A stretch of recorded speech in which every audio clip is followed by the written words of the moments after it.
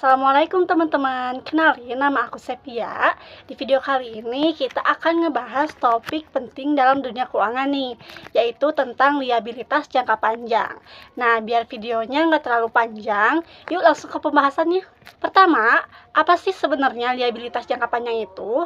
Sederhananya, liabilitas jangka panjang adalah utang atau kewajiban yang harus dibayar oleh perusahaan, tapi bukan dalam waktu yang dekat. Biasanya jangka waktunya lebih dari 1 tahun. Contohnya seperti utang obligasi, wesel bayar, pinjaman dengan jaminan seperti hipotek, lalu sewa jangka panjang, dan juga kewajiban membayar pensiun karyawan. Sekarang kita lanjut ke bagaimana cara menilai utang obligasi. Sebelum obligasi diterbitkan, perusahaan harus melalui berbagai proses. Misalnya, mencari pinjaman emisi, mendapatkan izin dari regulator, sampai menerbitkan sertifikat obligasi.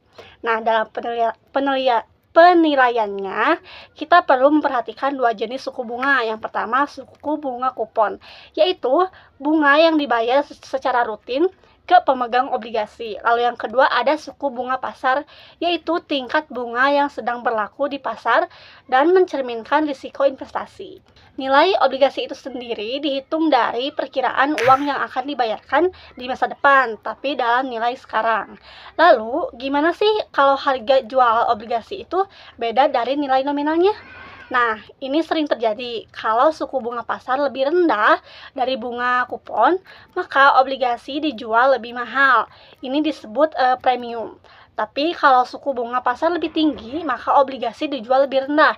Ini disebut diskon. Nah, selisih antara harga jual dan nilai nominal ini dicatat dan disesuaikan secara bertahap menggunakan metode yang disebut suku bunga efektif. Sekarang, kita lihat bagaimana pencatatan akuntansinya. Obligasi bisa dijual dalam 3 kondisi. Yang pertama ada at par atau sesuai dengan nilai nominalnya. Lalu yang kedua ada premium atau dijual lebih tinggi. Lalu yang ketiga ada diskon, yang artinya dijual lebih rendah. Nah, setiap kondisi dicatat dalam jurnal akuntansi dengan cara berbeda, sesuai dengan nilai yang diterima dan yang harus dibayar nantinya. Lanjut ke wesel bayar jangka panjang. Wesel bayar adalah bentuk utang yang biasanya punya jangka waktu beberapa tahun. Ada 3 jenis. Yang pertama ada wesel dengan nilai nominal penuh. Lalu yang kedua ada wesel tanpa bunga atau zero interest, tetapi tetap ada nilainya sekarang. Lalu yang ketiga ada wesel berbunga yang dijual dengan diskon atau premium. Lalu cara mencatatnya dan mengatur diskonto atau premi pada wesel ini mirip dengan obligasi. Kadang, wesel juga bisa dipakai dalam transaksi khusus, misalnya ketika perusahaan menukar wesel dengan barang, properti, atau jasa. Dalam kasus ini, nilainya dihitung berdasarkan harga wajar dan perkiraan suku bunga yang sesuai. Lalu ada juga yang namanya wesel bayar hipotek. Jenis ini adalah utang jangka panjang yang dijamin dengan aset tetap seperti rumah atau bangunan. Pembayarannya bisa dalam bentuk cicilan atau sekaligus saat jatuh tempo. Bunga yang dikenakan bisa tetap atau bisa berubah-ubah tergantung kesepakatannya. Lalu, gimana sih dengan cara pelunasan utang jangka panjang ini? Perusahaan ini bisa melunasi utangnya dengan beberapa cara. Yang pertama, membayar langsung sebelum jatuh tempo, atau bisa menukar utang dengan aset lain atau saham, lalu melakukan restrukturasi seperti memperpanjang waktu atau mengurangi bunga, atau juga perusahaan juga bisa memilih mencatat utangnya menggunakan nilai wajar. Artinya, utang dicatat berdasarkan harga pasar yang berlaku atau saat ini. Kalau nilainya naik atau turun, selisihnya dicatat sebagai untung atau rugi di laporan laba rugi, meskipun belum benar-benar direalisasikan.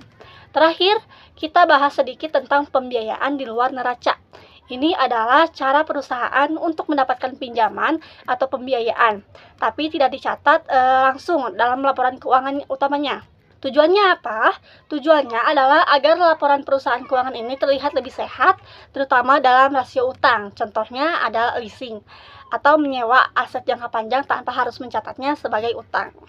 Dari penjelasan singkat tadi, bisa kita simpulkan bahwa liabilitas jangka panjang adalah bagian penting dari struktur keuangan perusahaan. Memahami jenis-jenisnya, cara penilaiannya, dan metode pelunasannya sangat penting agar perusahaan bisa mengambil keputusan yang bijak dan menjaga kesehatan keuangannya. Nah, supaya pemahaman kita lebih makin kuat, di bagian selanjutnya kita akan ngebahas sedikit tentang latihan mengerjakan contoh bagian soal yang berkaitan dengan materi ini. Nah, langsung aja yuk kita bahas. Nah, di sini kita akan bahas contoh transaksi wesel bayar secara lengkap. Mulai dari pencatatan jurnal hingga bagaimana pengaruhnya terhadap laporan keuangan. Nah, langsung aja kita bahas. Di bagian pertama contohnya seperti ini. Pada tanggal 1 April 2019, PT Meijaya menerbitkan wesel bayar selama 90 hari dengan bunga 10% sebanyak 5 juta untuk melunasi utang usaha yang sudah jatuh tempo dengan jumlah yang sama. Jadi, pencatatan jurnalnya pada tanggal 1 April adalah untuk di bagian debit itu ada akun utang usaha sebesar 5 juta dengan di kreditnya akun wesel bayar sebesar 5 juta juga sama. Lalu ke bagian 2 yaitu pelunasan wesel bayar. Kemudian pada saat jatuh tempo, wesel ini harus dilunasi, maka kita hitung dulu bunganya. Jadi kita hitung 5 juta dikali 10% dikali 90 dibagi 360 hari sama dengan 125.000.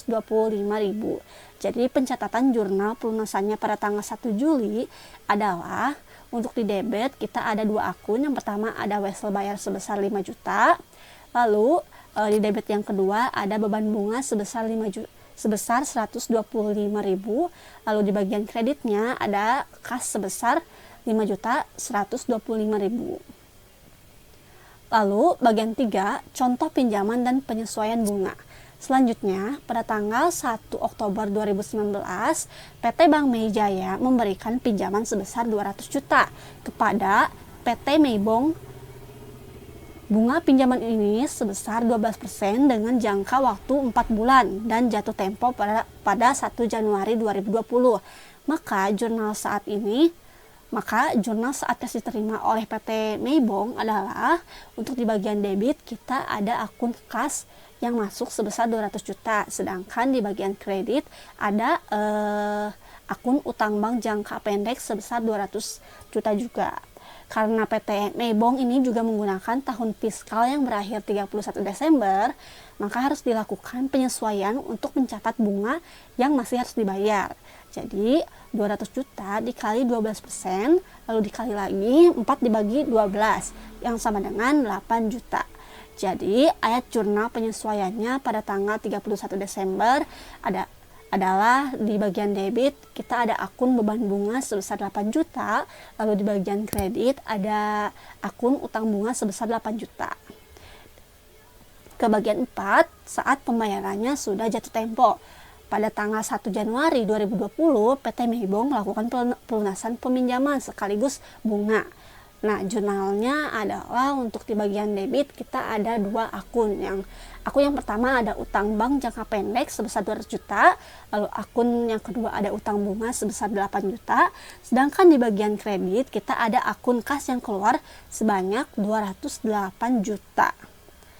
Nah, kesimpulannya dari contoh di atas ini kita bisa simpulkan yang pertama, wesel bayar ini adalah salah satu bentuk kewajiban atau hutang. Lalu yang kedua, jika wesel akan dilunasi dalam waktu kurang dari 1 tahun, maka dicatat sebagai kewajiban lancar. Lalu kesimpulan yang ketiga ada jika jatuh temponya lebih dari 1 tahun, maka dikategorikan sebagai kewajiban jangka panjang. Lalu kesimpulan yang selanjutnya ada saat wesel diterbitkan dicatat di sisi kredit dan saat dilunasi dicatat di sisi debit. Jadi wesel bayar bisa muncul di kedua sisi jurnal tergantung jenis transaksinya. Nah, mungkin itu aja video kali ini. Terima kasih yang sudah menyimak. Mohon maaf bila ada salah kata. Wassalamualaikum warahmatullahi wabarakatuh.